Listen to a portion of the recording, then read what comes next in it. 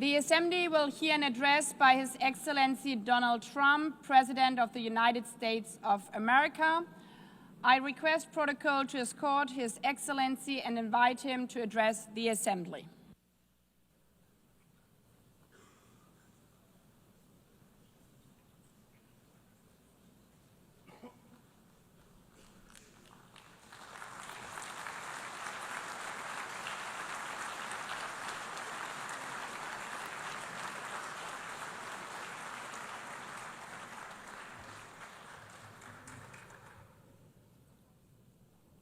Thank you very much.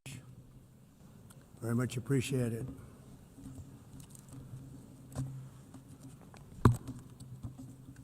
And I don't mind making this speech without a teleprompter, because the teleprompter is not working. I feel very happy to be up here with you nevertheless, and that way you speak more from the heart. I can only say that whoever's operating this teleprompter is in big trouble.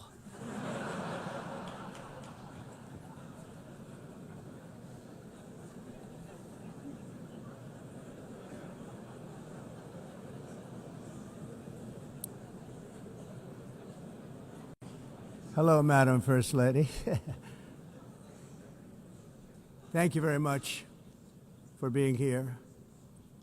And Madam President, Mr. Secretary General, First Lady of the United States, distinguished delegates, ambassadors, and world leaders. 6 years have passed since I last stood in this grand hall and addressed a world that was prosperous and at peace in my first term. Since that day, the guns of war have shattered the peace I forged on 2 continents. An era of calm and stability gave way to one of the great crises of our time. And here in the United States, 4 years of weakness, lawlessness, and radicalism under the last administration delivered our nation into a repeated set of disasters.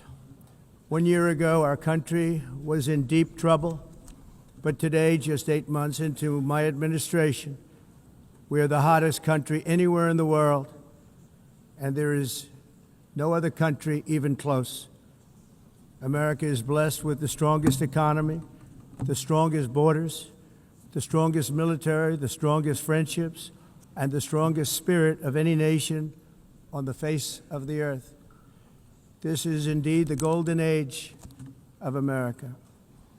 We are rapidly reversing the economic calamity we inherited from the previous administration, including ruinous price increases and record-setting inflation like we've never had before. Under my leadership, energy costs are down, gasoline prices are down, grocery prices are down, mortgage rates are down, and inflation has been defeated. The only thing that's up is the stock market, which just hit a record high. In fact, it hit a record high 48 times in the last short period of time.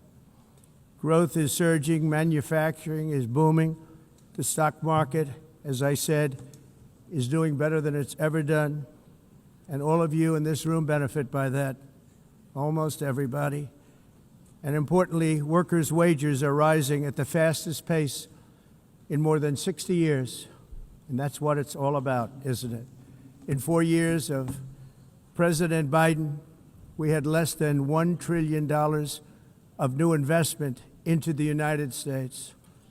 In just 8 months since I took office, we have secured commitments and money already paid for $17 trillion. Think of it, 4 years, less than $1 trillion, 8 months, much more than $17 trillion is being invested in the United States, and it's now pouring in from all parts of the world. We've implemented the largest tax cuts in American history and the largest regulation cuts in American history, making this once and again the best country on earth to do business. And many of the people in this room are investing in America, and it's turned out to be an awfully good investment during this 8-month period. In my first term, I built the greatest economy in the history of the world. We had the best economy ever, history of the world. And I'm doing the same thing again, but this time it's actually much bigger and even better. The numbers far surpass my record-setting first term.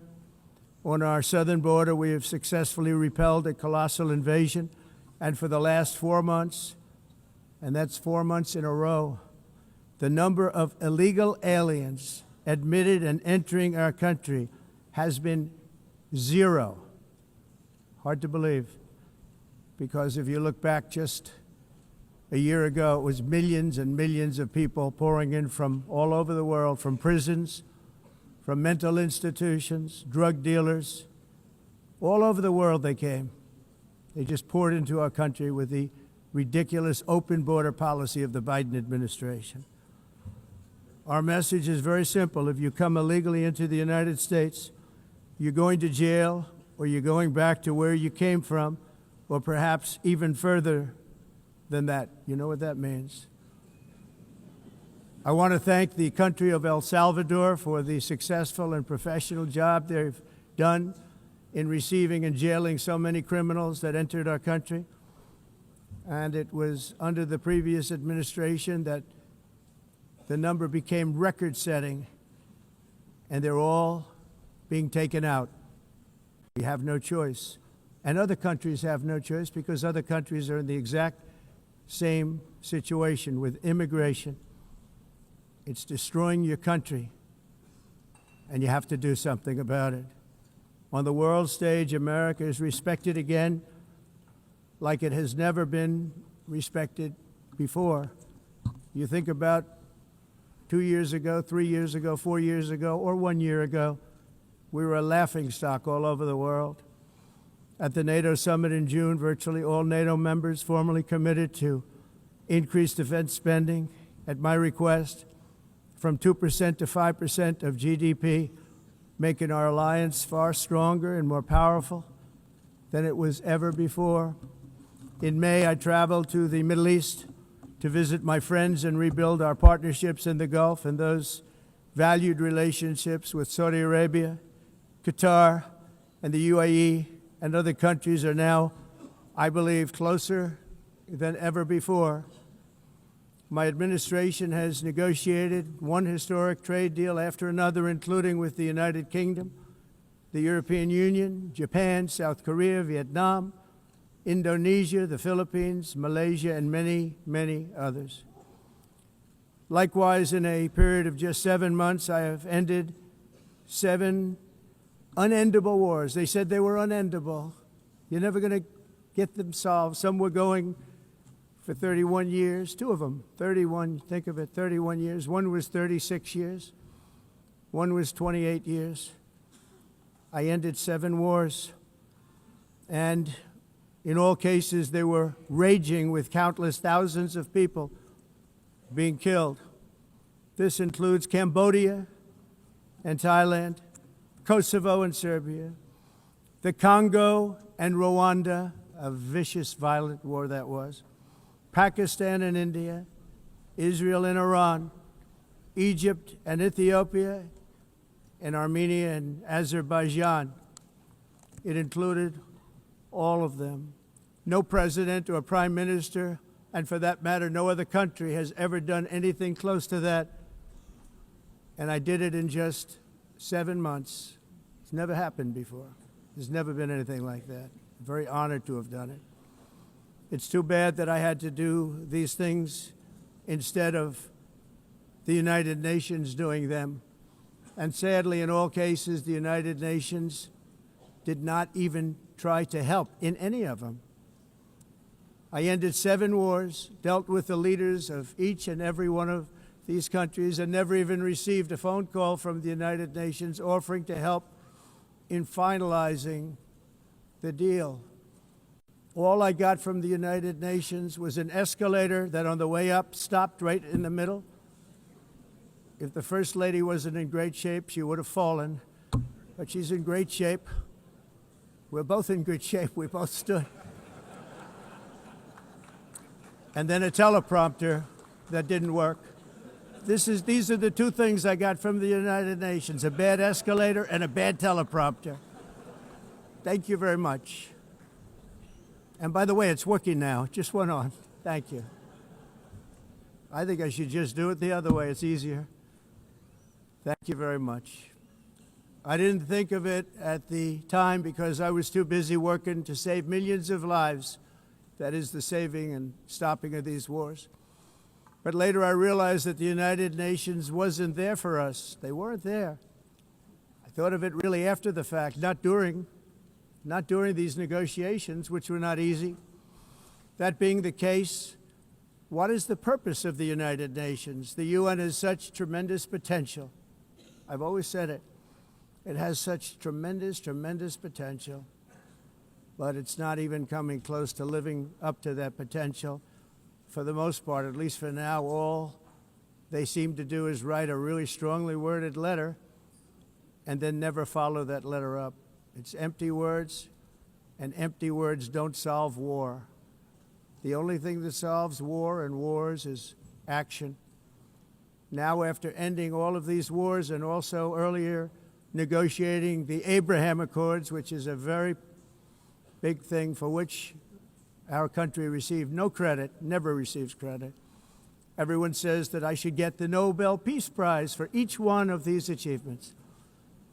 But for me, the real prize will be the sons and daughters who live to grow up with their mothers and fathers, because millions of people are no longer being killed in endless and unglorious wars. What I care about is not winning prizes, it's saving lives. We saved millions and millions of lives with the 7 wars. And we have others that we're working on, and you know that. Many years ago, a very successful real estate developer in New York, known as Donald J. Trump, I bid on the renovation and rebuilding of this very United Nations complex. I remember it so well. I said at the time that I would do it for $500 million, rebuilding everything. It would be beautiful. I used to talk about, I'm going to give you marble floors. They're going to give you terrazzo. I'm going to give you the best of everything. You're going to have mahogany walls. They're going to give you plastic. But they decided to go in another direction, which was much more expensive at the time, and which actually produced a far inferior product. And I realized that they did not know what they were doing when it came to construction, and that their building concepts were so wrong, and the product that they were proposing to build was so bad and so costly. It was going to cost them a fortune. And I said, and wait till you see the overruns. Well, I turned out to be right. They had massive cost overruns and spent between $2 and $4 billion on the building and did not even get the marble floors that I promised them. You walk on terrazzo. Do you notice that? As far as I'm concerned, frankly, looking at the building and getting stuck on the escalator, they still haven't finished the job. They still haven't finished. That was years ago. The project was so corrupt that Congress actually asked me to testify before them on the tremendous waste of money, because it turned out that they had no idea what it was, but they knew it was anywhere between $2 and $4 billion as opposed to $500 million with a guarantee. But they had no idea, and I said it cost much more than $5 billion. Unfortunately, many things in the United Nations are happening just like that, but on an even much bigger scale, much, much bigger. Very sad to see. Whether the UN can manage to play a productive role, I've come here today to offer the hand of American leadership and friendship to any nation in this assembly that is willing to join us in forging a safer, more prosperous world. And it's a world that we'll be much happier with. A dramatically better future is within our reach. But to get there, we must reject the failed approaches of the past and work together to confront some of the greatest threats in history. There is no more serious danger to our planet today than the most powerful and destructive weapons ever devised by man, of which the United States, as you know, has many. Just as I did in my first term, I've made containing these threats a top priority, starting with the nation of Iran. My position is very simple. The world's #1 sponsor of terror can never be allowed to possess the most dangerous weapon. That's why, shortly after taking office, I sent the so-called Supreme Leader a letter making a generous offer. I extended a pledge of full cooperation in exchange for a suspension of Iran's nuclear program. The regime's answer was to continue their constant threats to their neighbors and U.S. interests throughout the region and some great countries that are right nearby. Today, many of Iran's former military commanders, in fact, I can say almost all of them, are no longer with us. They're dead. And 3 months ago, in Operation Midnight Hammer, 7 American B-2 bombers dropped the 14 30,000-pound each bombs on Iran's key nuclear facilities, totally obliterating everything. No other country on earth could have done what we did. No other country has the equipment to do what we did. We have the greatest weapons on earth. We hate to use them. But we did something that for 22 years people wanted to do. With Iran's nuclear enrichment capacity demolished, I immediately brokered an end to the 12-day war, as it's called, between Israel and Iran, with both sides agreeing to fight no longer. As everyone knows, I have also been deeply engaged in seeking a ceasefire in Gaza. Have to get that done. Have to get it done.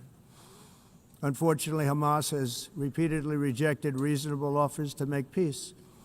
We can't forget October 7th, can we? Now, as if to encourage continued conflict, some of this body is seeking to unilaterally recognize a Palestinian state. The rewards would be too great for Hamas terrorists for their atrocities. This would be a reward for these horrible atrocities, including October 7th, even while they refuse to release the hostages or accept a ceasefire. Instead of giving to Hamas and giving so much, because they've taken so much, they have taken so much. This could have been solved so long ago. But instead of giving in to Hamas's ransom demands, those who want peace should be united with one message: release the hostages now. Just release the hostages now. Thank you.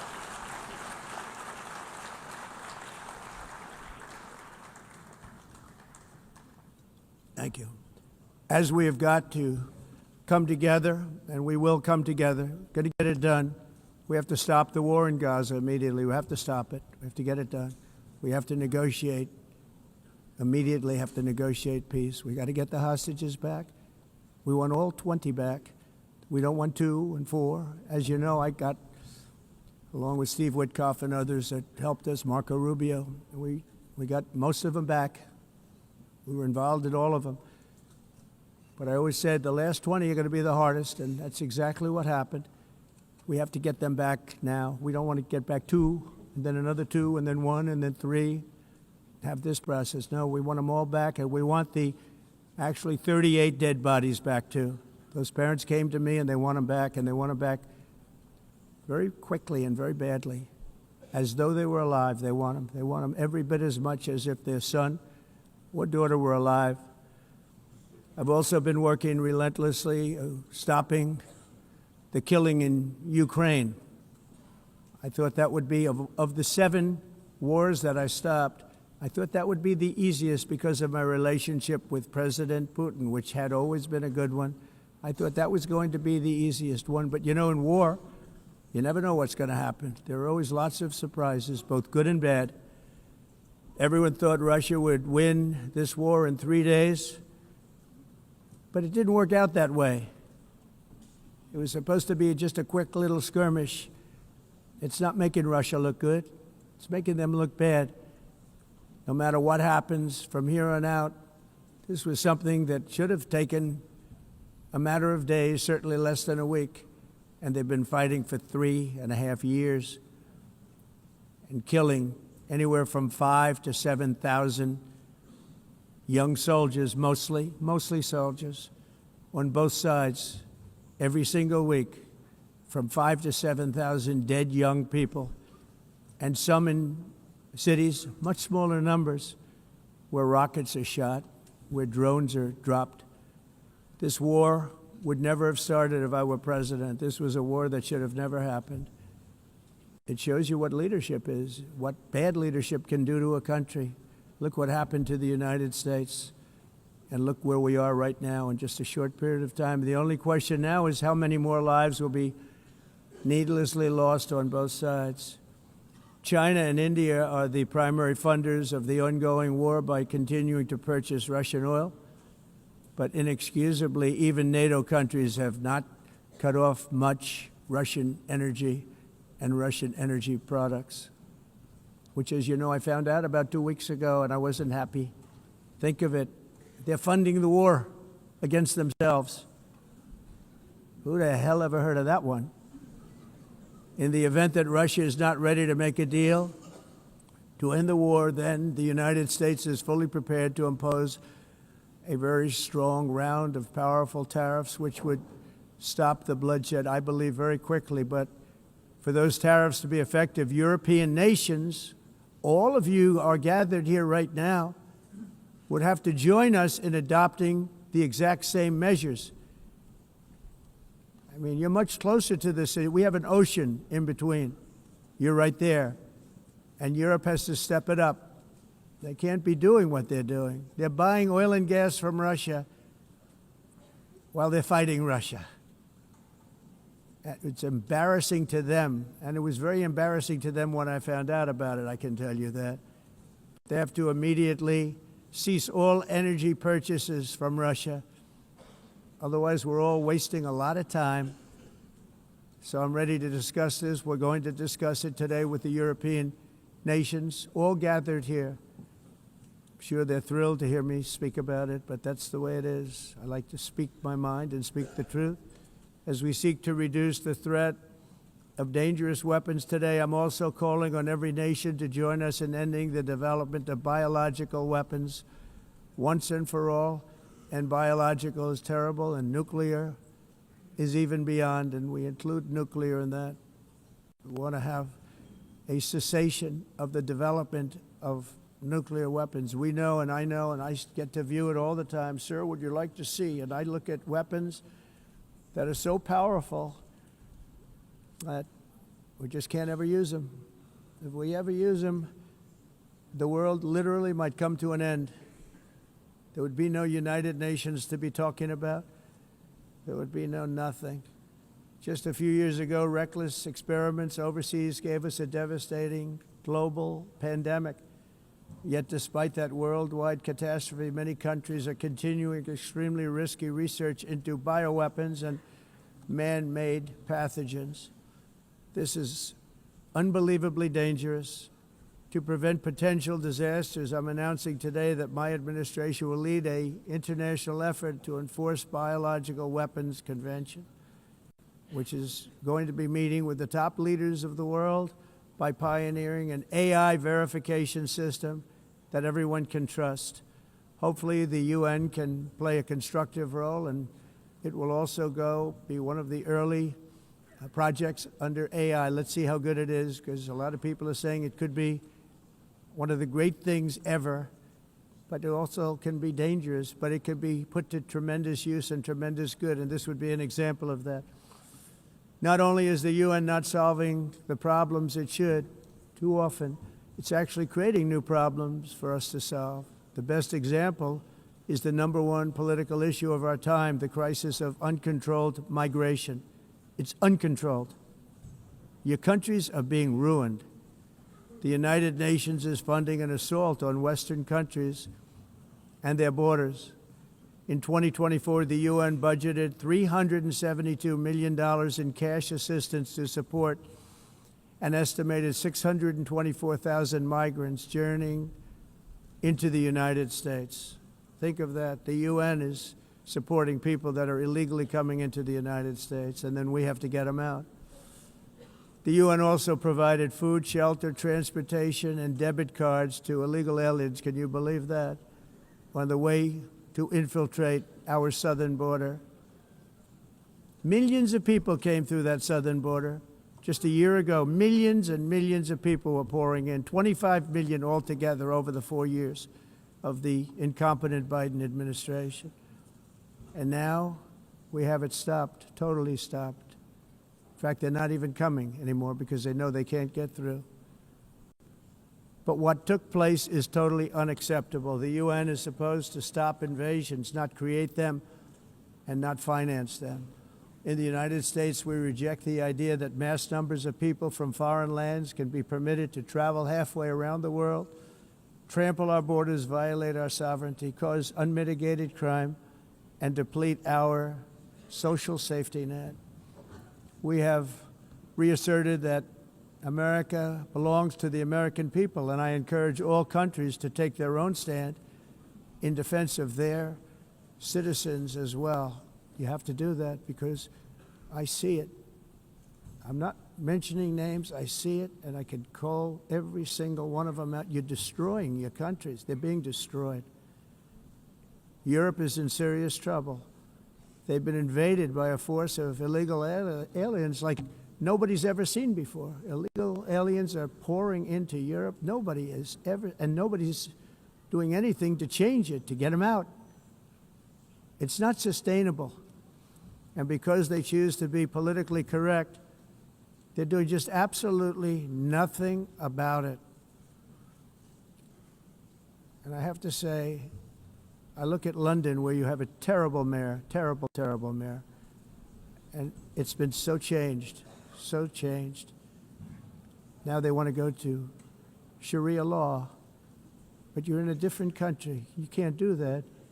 Both the immigration and their suicidal energy ideas will be the death of Western Europe if something is not done immediately. This cannot be sustained. What makes the world so beautiful is that each country is unique.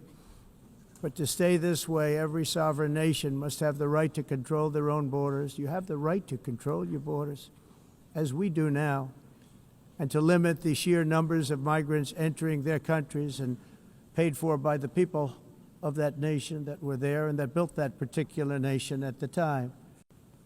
They put their blood, sweat, tears, money into that country, and now they're being ruined. Proud nations must be allowed to protect their communities and prevent their societies from being overwhelmed by people they have never seen before, with different customs, religions, with different everything. Where migrants have violated laws, lodged false asylum claims, or claimed refugee status for illegitimate reasons, they should, in many cases, be immediately sent home. And while we will always have a big heart for places and people that are struggling and truly compassionate, answers will be given. We have to solve the problem, and we have to solve it in their countries, not create new problems in our countries. And we are very helpful to a lot of countries that are just not able to send their people anymore. They used to send them to us in caravans of 25,000, 30,000 people each. These massive caravans of people pouring into our country, totally unchecked and unvetted. But not anymore. According to the Council of Europe in 2024, almost 50% of inmates in German prisons were foreign nationals or migrants. In Austria, the number was 53% of the people in prisons were from places that weren't from where they are now. In Greece, the number was 54%, and in Switzerland, beautiful Switzerland, 72% of the people in prisons are from outside of Switzerland. When your prisons are filled with so-called asylum seekers who repaid kindness, and that's what they did, they repaid kindness with crime, it's time to end the failed experiment of open borders. You have to end it now. I can tell you. I'm really good at this stuff. Your countries are going to hell. In America, we've taken bold action to swiftly shut down uncontrolled migration. Once we started detaining and deporting everyone who crossed the border, and removing illegal aliens from the United States, they simply stopped coming. They're not coming anymore. We're getting a lot of credit, but they're not coming anymore. This was a humanitarian act for all involved, because on the trips up, thousands of people a week were dying. Women were being raped. Nobody's ever seen anything like it. Raped, horribly beaten, raped. On the trip up, the journey up, it was a long walk. It was a long, arduous journey, indeed. And it was also a historic victory against human trafficking throughout the region. What we did was a victory, and we saved so many lives of people that wouldn't make the journey. That journey was loaded up with death. Loaded up with death. Dead bodies all along the roads of jungles to get up. They go through jungles, they go through areas so hot you couldn't breathe. They were dying of suffocation, areas so hot that you couldn't breathe. Dead bodies all over. By them not coming, we're saving tremendous numbers of lives. My people have done a fantastic job in doing what they did, and the American public agrees with it. I mean, I was very proud to see this morning I have the highest poll numbers I've ever had. Part of it is because of what we've done on the border. I guess the other part is what we've done in the economy. Joe Biden's policies empowered murderous gangs, human smugglers, child traffickers, drug cartels, and prisoners from all over the world. The previous administration also lost nearly 300,000 children. Think of that. They lost more than 300,000 children, little children, who were trafficked into the United States on the Biden watch, many of whom have been raped, exploited, and abused, and sold. Sold. Nobody talks about that. The fake news doesn't write about it. With many others, young children who are missing or dead. And we found a lot of these children, and we're sending them back, and we've been sending them back to their parents. They said, nobody knows who they are. They said, where do you come from? And they'll give us a country, and we'll find out, and we'll figure it out, and we'll bring them back to their homes. And the mother and father rush to the door, and their tears in their eyes. They can't believe that they're seeing their son or daughter, their little son or daughter again. We've done almost 30,000 of them so far. Any system that results in the mass trafficking of children is inherently evil. Yet that is exactly what the globalist migration agenda has done, and it's what it's all about. In America, those days, as you know, are over. The Trump administration is working, and we are continuing to work to track down the villains that are causing this problem, and also, as I said, to get back the 30,000 we've already returned. Now I think we're going to have another. We're going to find a lot. You're not going to find all of them. 300, more than 300,000. They're lost or they're dead. They're lost or they're dead because of the animals that did this. To protect our citizens, I've also designated multiple savage drug cartels as far as, and you see this, and you see it happening right before your eyes. Let's put it this way, people don't like taking big loads of drugs in boats anymore. There aren't too many boats that are traveling on the seas by Venezuela. They tend not to want to travel very quickly anymore. And we've virtually stopped drugs coming into our country by sea. We call them the water drugs. They kill hundreds of thousands of people. I've also designated multiple savage drug cartels as far as foreign terrorist organizations, along with two bloodthirsty transnational gangs, probably the worst gangs anywhere in the world, MS-13 and Tren de Aragua. Tren de Aragua is from Venezuela, by the way. Such organizations torture, maim, mutilate, and murder with impunity.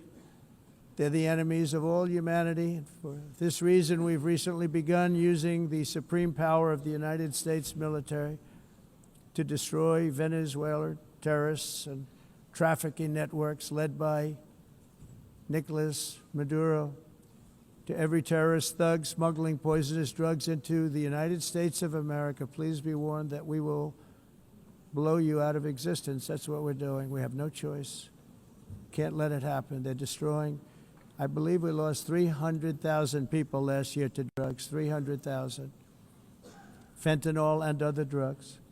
Each boat that we sink carries drugs that would kill more than 25,000 Americans. We will not let that happen. Energy is another area where the United States is now thriving like never before. We're getting rid of the falsely named renewables. By the way, they're a joke. They don't work. They're too expensive. They're not strong enough to fire up the plants that you need to make your country great. The wind doesn't blow. Those big windmills are so pathetic and so bad, so expensive to operate. Then they have to be rebuilt all the time, and they start to rust and rot. Most expensive energy ever conceived, and it's actually energy. You're supposed to make money with energy, not lose money. You lose money, the governments have to subsidize. You can't put them out without massive subsidies. And most of them are built in China, and I give China a lot of credit. They build them, but they have very few wind farms. So why is it that they build them and they send them all over the world, but they barely use them? You know what they use? Coal. They use gas. They use almost anything, but they don't like wind. But they sure as hell like selling the windmills. Europe, on the other hand, is a long way to go, with many countries being on the brink of destruction because of the green energy agenda. And I give a lot of credit to Germany. Germany was being led down a very sick path, both on immigration, by the way, and on energy. They were going green, and they were going bankrupt. And the new leadership came in, and they went back to where they were, with fossil fuel and with nuclear, which is good. It's now safe, and you can do it properly. But they went back to where they were, and they opened up a lot of different plants, energy-producing plants, and they're doing well. I give Germany a lot of credit for that. They've said this is a disaster, what's happening. They were going all green. All green is all bankrupt. That's what it represents. And it's not politically correct. I'll be very badly criticized for saying it, but I'm here to tell the truth. I don't care. It doesn't matter to me. I'm in New York City. I'm feeling a lot safer. Crime, we're getting crime down. And by the way, speaking of crime, Washington, D.C. Washington, D.C. was the crime capital of America. Now it's a totally, after 12 days, it's a totally safe city. Everyone's going out to dinner. They're going out to restaurants. Your wife can walk down the middle of the street with or without you. Nothing's going to happen. My people have done a fantastic job. And yes, I called in the National Guard, and the National Guard took care of business. And they weren't politically correct, but they took care of business. We got 1,700 career criminals out, brought them back to where they came from, the countries where they came from, or put them in jails. Washington, D.C. is now a totally safe city again, and I welcome you to come. In fact, we'll have dinner together at a local restaurant, and we'll be able to walk. We don't have to go by an armor-plated vehicle. We'll walk right over there from the White House. They've given up their powerful edge, a lot of the countries that we're talking about, in oil and gas, such as essentially closing the great North Sea oil. Oh, the North Sea, I know it so well. Aberdeen was the oil capital of Europe, and there's tremendous oil that hasn't been found in the North Sea. Tremendous oil. And I was with the Prime Minister I respect and like a lot, and I said, you're sitting with the greatest asset. They essentially closed it by making it so highly taxed that no developer, no oil company can go there. They have tremendous oil left, and more importantly, they have tremendous oil that hasn't even been found yet. And what a tremendous asset for the United Kingdom. And I hope the Prime Minister is listening, because I told it to him 3 days in a row. That's all he heard. North Sea oil, North Sea, because I want to see them do well. I want to stop seeing them ruining that beautiful Scottish and English countryside with windmills and massive solar panels that go 7 miles by 7 miles, taking away farmland. But we're not letting this happen in America. In 1982, the executive director of the United Nations Environmental Program predicted that by the year 2000, climate change would cause a global catastrophe. He said that it will be irreversible. as any nuclear holocaust would be. This is what they said at the United Nations. What happened? Here we are. Another UN official stated in 1989 that within a decade, entire nations could be wiped off the map by global warming. Not happening. You know, it used to be global cooling. If you look back years ago in the 1920s and the 1930s, they said, global cooling will kill the world. We have to do something. Then they said global warming will kill the world. But then it started getting cooler. So now they could just call it climate change, because that way they can't miss. It's climate change. Because if it goes higher or lower, whatever the hell happens, there's climate change. It's the greatest con job ever perpetrated on the world, in my opinion. Climate change, no matter what happens, you're involved in that. No more global warming, no more global cooling. All of these predictions made by the United Nations and many others, often for bad reasons, were wrong. They were made by stupid people that have cost their countries fortunes and given those same countries no chance for success. If you don't get away from this green scam, your country is going to fail. And I'm really good at predicting things, you know. They actually said during the campaign they had a hat, the best-selling hat. Trump was right about everything. And I don't say that in a braggadocious way, but it's true. I've been right about everything. And I'm telling you that if you don't get away from the green energy scam, your country is going to fail. And if you don't stop people that you've never seen before, that you have nothing in common with, your country is going to fail. I'm the President of the United States, but I worry about Europe. I love Europe. I love the people of Europe. And I hate to see it being devastated by energy and immigration. This double-tailed monster destroys everything in its wake, and they cannot let that happen any longer. You're doing it because you want to be nice. You want to be politically correct, and you're destroying your heritage. They must take control strongly and immediately of the unmitigated immigration disaster and the fake energy catastrophe before it's too late. The carbon footprint is a hoax made up by people with evil intentions, and they're heading down a path of total destruction. You know, the carbon footprint, it was a big, big thing a few years ago. I remember hearing about the carbon footprint, and then President Obama would get into Air Force One, a massive Boeing 747, and not a new one, an old one with old engines that spew everything into the atmosphere. He'd talk about the carbon footprint, we must do so. Then he'd get in and he'd fly from Washington to Hawaii to play a round of golf. And then he'd get back onto that big, beautiful plane and he'd fly back and he'd talk about, again, global warming and the carbon footprint. It's a con job. At extreme cost and expense, Europe reduced its own carbon footprint by 37%. Think of that. Congratulations, Europe. Great job. You cost yourself a lot of jobs, a lot of factories closed, but you reduced the carbon footprint by 37%. However, for all of that sacrifice and much more, it's been totally wiped out and then some by a global increase of 54%. Much of it coming from China and other countries that are thriving around China, which now produces more CO2 than all the other developed nations in the world. So all of these countries are working so hard on the carbon footprint, which is nonsense, by the way. It's nonsense. You know, it's interesting. In the United States, we have still radicalized environmentalists, and they want the factories to stop. Everything should stop. No more cows. We don't want cows anymore. I guess they want to kill all the cows. They want to do things that are just unbelievable, and you have it too. But you know, we have a border, strong, and we have a shape, and that shape doesn't just go straight up.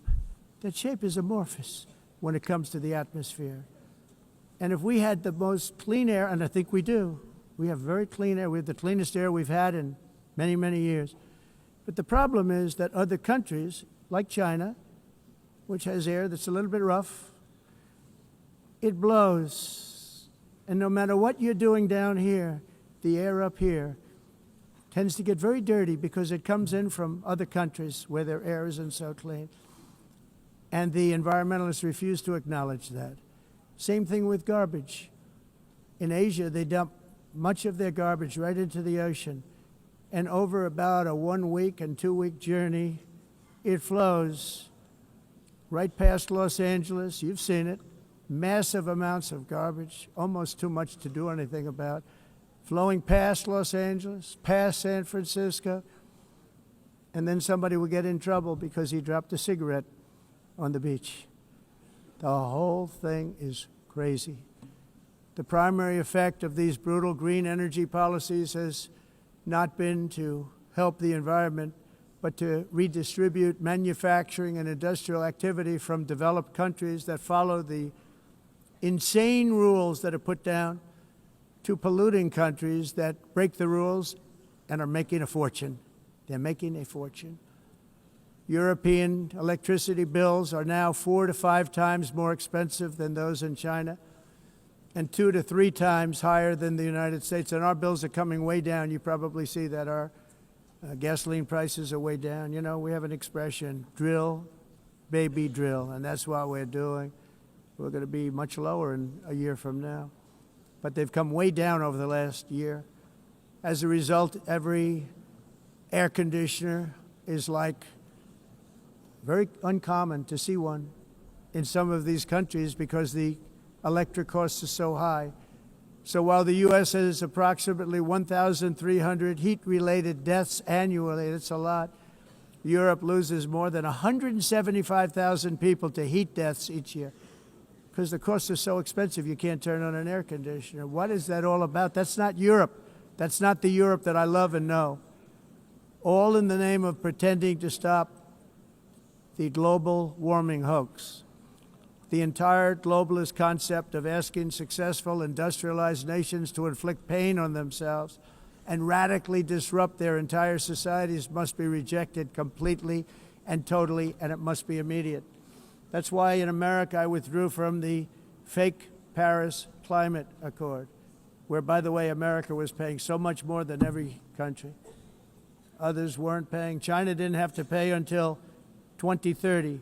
Russia was given an old standard that was easy to meet, a 1990 standard. But for the United States, we're supposed to pay like $1 trillion.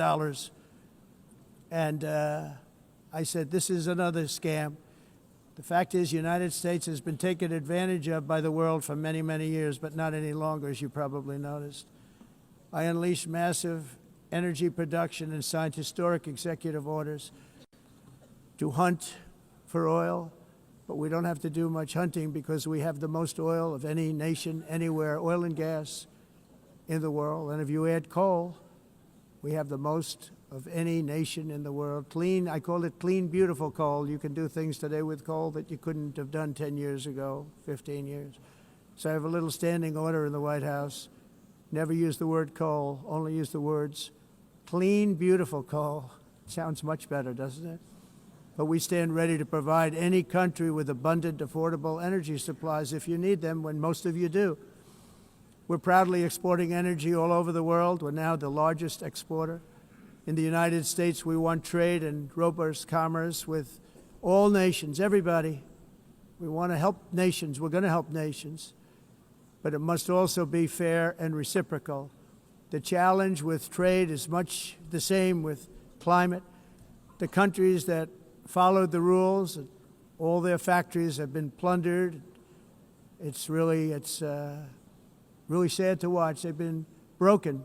They've been broken by countries that broke the rules. That's why the United States is now applying tariffs to other countries, and much as these tariffs were for many years applied to us, uncontrollably applied to us. We've used tariffs as a defense mechanism under the Trump administration, including my first term, where hundreds of billions of dollars in tariffs were taken in. And by the way, we had the lowest inflation, and now we have very low inflation. The only thing different is that we have hundreds of billions of dollars flowing into our country. But this is how we will ensure that the system works for everyone and is sustainable into the future. We're also using tariffs to defend our sovereignty and security throughout the world, including against nations that have taken advantage of former U.S. administrations for decades, including the most corrupt, incompetent administration in history, the sleepy Joe Biden administration. Brazil now faces major tariffs in response to its unprecedented efforts to interfere in the rights and freedoms of our American citizens and others, with censorship, repression, weaponization, judicial corruption, and targeting of political critics in the United States. I have a little problem saying this because I must tell you, I was walking in and the leader of Brazil was walking out. We saw him and I saw him, he saw me, and we embraced. And then I'm saying, can you believe I'm going to be saying this in just 2 minutes? But we actually agreed that we would meet next week. We didn't have much time to talk, like about 20 seconds. They were in retrospect, I'm glad I waited because this thing didn't work out too well. But we did talk, we had a good talk, and we agreed to meet next week, if that's of interest. But he seemed like a very nice man, actually. He liked me, I liked him. But if you, and I only do business with people I like. When I don't like them, I don't like them. But we had, at least for about 39 seconds, we had excellent chemistry. It's a good sign. But also in the past, Brazil, can you believe this, unfairly tariffed our nation, but now because of our tariffs, we are hitting them back, and we're hitting them back very hard. As president, I will always defend our national sovereignty and the rights of American citizens. So I'm very sorry to say this, that Brazil is doing poorly and will continue to do poorly. They can only do well when they're working with us. Without us, they will fail, just as others have failed. It's true. Next year, the United States will celebrate the 250th anniversary of our glorious independence, a testament to enduring power and American freedom and spirit. We will also be proudly hosting the 2026 FIFA World Cup, and shortly thereafter, the 2028 Olympics, which is going to be very exciting. I hope you all come. I hope that countless people from all over the globe will take part of these will be great celebrations of liberty and human achievement, and that together we all can rejoice in the miracles of history that began in July 4th, 1776, when we founded the light to all nations. And it's something really that an amazing thing came out of that date. It's called the United States of America. In honor of this momentous anniversary, I hope that all countries who find inspiration in our example will join us in renewing our commitment, values, and those values really that we hold so dear. Together, let us defend free speech and free expression. Let us protect religious liberty, including for the most persecuted religion on the planet today. It's called Christianity. And let us safeguard our sovereignty and cherish qualities that have made each of our nations so special, incredible, and extraordinary. In closing, I just want to repeat that immigration and the high cost of so-called green renewable energy is destroying a large part of the free world and a large part of our planet. Countries that cherish freedom are fading fast because of their policies on these two subjects. You need strong borders and traditional energy sources if you are going to be great again. Whether you have come from north or south, east or west, near or far, every leader in this beautiful hall today represents a rich culture, a noble history, and a proud heritage that makes each nation majestic and unique, unlike anything else in human history or any other place on the face of the earth. From London to Lima, from Rome to Athens, from Paris to Seoul, from Cairo to Tokyo and Amsterdam to right here in New York City, we stand on the shoulders of the leaders and legends, generals and giants, heroes and titans who won and built our beloved nations, all of our nations, with their own courage, strength, spirit, and skill. Our ancestors climbed mountains, conquered oceans, crossed deserts, and trekked over wide open plains. They charged into thunderous battles, plunged into grave dangers, and they were soldiers and farmers and workers and warriors and explorers and patriots. They built towns into cities, tribes into kingdoms, ideas into industries, and small islands into mighty empires. You're a part of all of that. They were champions for their people who never gave up and who never, ever gave in. Their values defined our national identities. Their visions forged our magnificent destiny. Everybody in this room is a part of it in your own way. Each of us inherits the deeds and the myths, the triumphs, the legacies of our own heroes and founders who so bravely showed us the way.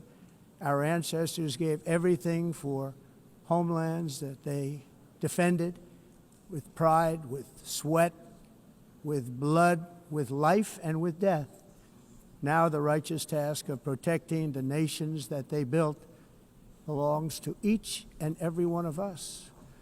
So together let us uphold our sacred duty to our people and to our citizens. Let us protect their borders, ensure their safety, preserve their cultures, treasure, and traditions, and fight, fight, fight for their precious dreams and their cherished freedoms. And in friendship and really a beautiful vision, let us all work together to build a bright, beautiful planet, a planet that we all share, a planet of peace and a world that is richer, better, and more beautiful than ever before. That can happen. It will happen. It will happen, and I hope it can happen and start right now, right at this moment. We'll turn it around. We're going to make our countries better, safer, more beautiful. We're going to take care of our people. Thank you very much. It's been an honor. God bless the nations of the world. Thank you very much. Bye.